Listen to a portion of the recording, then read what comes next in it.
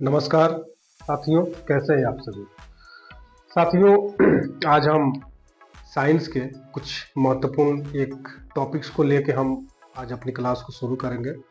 हालांकि ये जो टॉपिक्स हैं काफ़ी महत्वपूर्ण है एग्जाम को ध्यान में रखते हुए। ये हर प्रकार के एग्जाम में, चाहे वो एसएससी हो, बिहार में जो वैकेंसियाँ आ रही हैं टीचर की आ रही हैं, या बिहार पीसीएस वगैरह हो, यूपी पीसीएस है, या अन्य एग्जाम में पूछे जाते हैं। तो आइए हम अपनी शुरुआत करते हैं।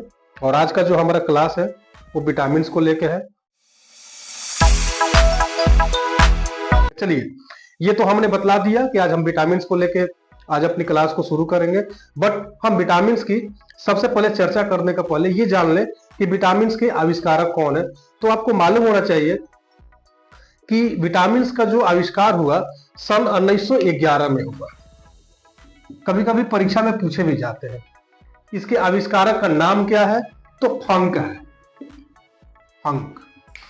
और विटामिन जो है ये 6 प्रकार के विटामिन होते हैं। कौन कौन होते हैं? ए, बी, सी, डी, ई और के। चलिए अब हम देखेंगे कि विटामिन ए की कमी से क्या होता है, बी की कमी से क्या होता है, सी की कमी से क्या होता है, डी की कमी से क्या होता है एंड ई की कमी से क्या होता है। हालांकि जो विटामिन है इनको हम रक्षात्मक पदार्थ भी बोलते हैं। क्या बोलते हैं? रक्षात्मक पदार्थ।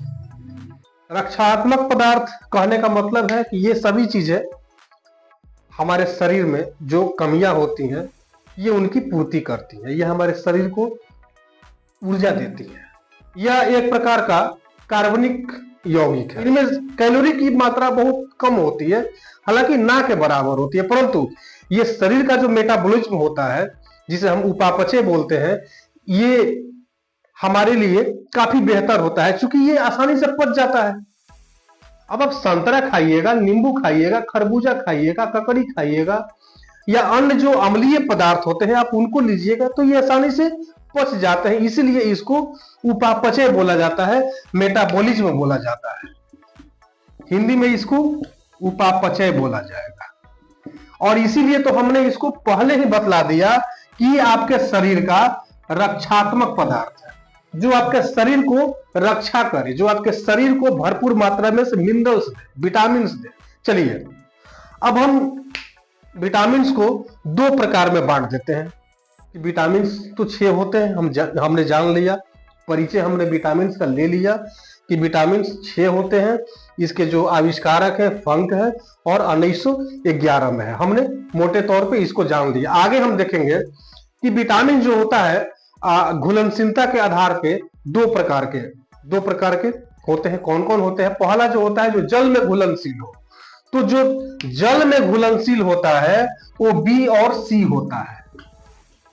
यानी A B C D E के ये जितने भी हैं इसमें से बी और सी जो होता है ये जल में घुलनशील होता है। बाकी जो बचा ए डी ई के, ए डी ई के ये वसा वाले होते हैं। यानी इनमें फैटी मात्रा ज्यादा होता है। वसा का मतलब फैटी, चर्बी। वसा में ये घुलनशील होते हैं। इस विटामिन के कमी से जो होने वाले रोग हैं उनको हम देखेंगे और हम किस खान पान से उसको हम समाप्त कर सकते हैं। तो सबसे पहले जो आता है विटामिन ए। विटामिन ए से कौन सी बीमारी होती है? तो रतौंधी होती है।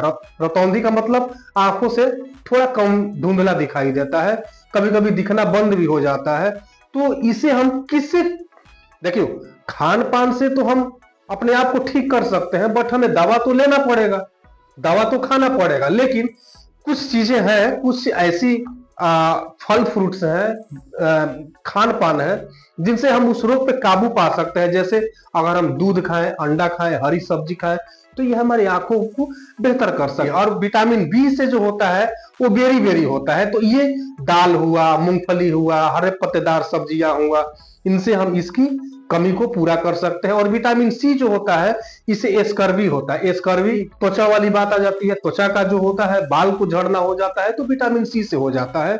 तो इससे हम किससे खत्म कर सकते हैं? तो जो खट्टे जो खट्टे फ्रूट्स होते हैं जैसे संतरा हो गया, मौसमी हो गया, तो इन सब चीजों से जितने भी अम्लीय और खट्टे पदार्थ हैं उनसे हम इसकी कमी को दूर कर सकते हैं। उसके बाद आता है डी। तो डी से कौन सा रोग होता है? तो रिकेट्स होता है। ये हम किससे ठीक कर सकते हैं? तो हम धूप धूप धूप तो खाने वाली चीज नहीं है लेकिन शरीर में लगना चाहिए। मछली हुआ, आपको अंडे हो गए, दूध हो गए, इनसे हम इसको हम ठीक कर सकते हैं। उसके बाद आता है ई। ई से जो सबसे बड़ी समस्या महिलाओं में आती है, बांझपन की आ जाती है। डॉक्टर सलाह देते हैं कि आप हरे पत्तेदार सब्जियां खाएं और संतुलन अपना बनाए रखें और अंकुरित अनाज का आप सेवन करें। उसके बाद है के। तो के से जो सबसे बड़ी जो समस्या आती है, थक्का न जमना, ये भी एक समस्या है। तो ये हम किससे खत्म कर सकते हैं? तो हरे पत्तेदार सब्जियों से। हरे पत्तेदार, इसका बड़ा महत्व है, हरे पत्तेदार सब्जियां। आगे हम देखते हैं कि इन सब का रासायनिक नाम क्या है। तो विटामिन ए का जो रासायनिक नाम है वो रेटिनॉल है। क्या नाम है? रेटिनॉल। और विटामिन बी का क्या नाम है? थायमिन नाम है। क्या नाम है? थायमिन। याद रखेंगे, कभी कभी एग्जाम्स में पूछे भी जाते हैं। विटामिन सी का क्या नाम है? तो एस्कार्बिक एसिड नाम है। डी का कैल्सीफोरेल नाम है। क्या नाम है? कैल्सीफोरेल। और विटामिन ई का टेकोफोरेल। क्या नाम है? टेकोफोरेल। और विटामिन के का जो नाम है वो फिलोक्विनोन नाम है। क्या नाम है? फिलोक्विनोन। चलिए आगे हम देखते हैं कि हमने इतने सारी चीजों को तो जान लिया, देख लिया। अब आगे हम देखते हैं कि और भी चीजें हैं जो हमें जानने चाहिए। विटामिन बी का रासायनिक नाम क्या है? विटामिन बी का रासायनिक नाम, तो विटामिन बी 2 का नाम है राइबोफ्लेविन। क्या नाम है? राइबोफ्लेविन।